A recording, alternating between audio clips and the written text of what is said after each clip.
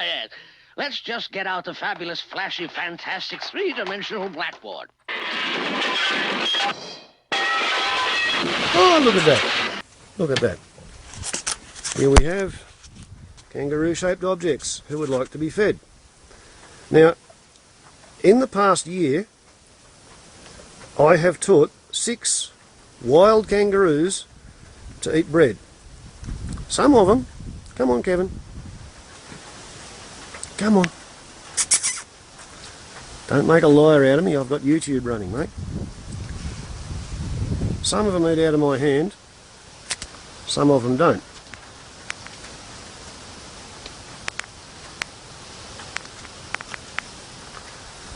So, if kangaroos can learn to accept bread from a human, despite the way humans treat kangaroos everywhere except here on my place, you would have thought that human beings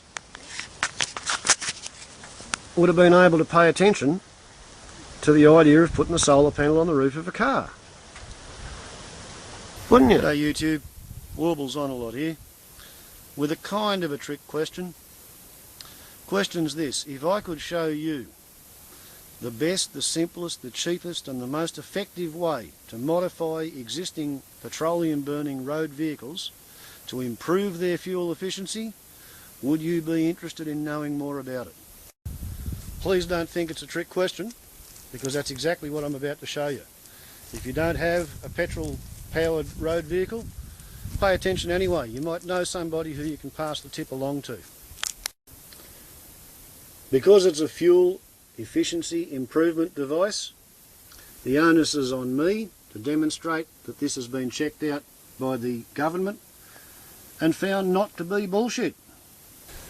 Maybe I'm a little bit slow on the uptake, but I've been aware of how much power it took to get electricity out of an alternator ever since I gave up on windmills.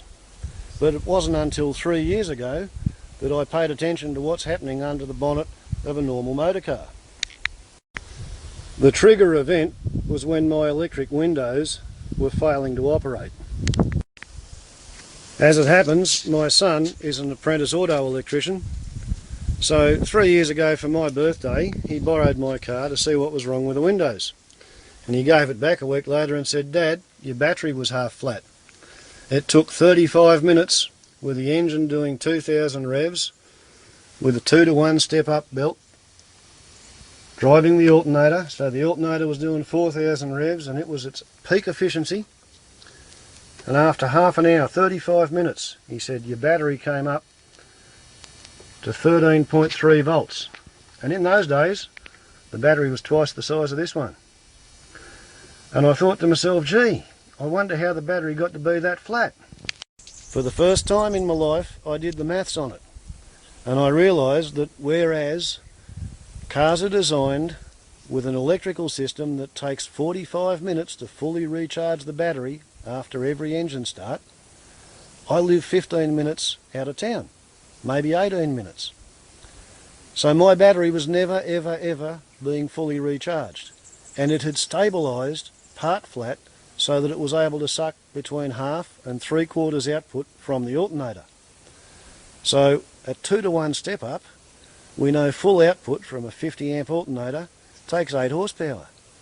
And I was driving around the place with somewhere between 4 and 8 horsepower permanently going into the drive belt to feed the alternator because the battery was permanently part flat. Every litre of petrol or gasoline burned in the engine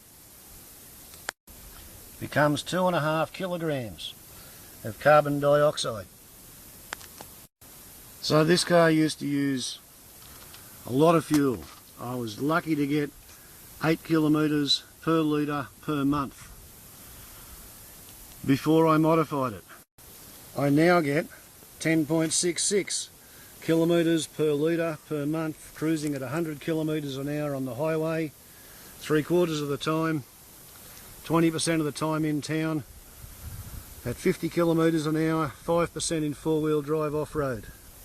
Go on YouTube, search SunFoil as a movie title. So, I might be a mad scientist, But the madness isn't dangerous and the science is pretty good. And you can put that in your pipe and smoke it.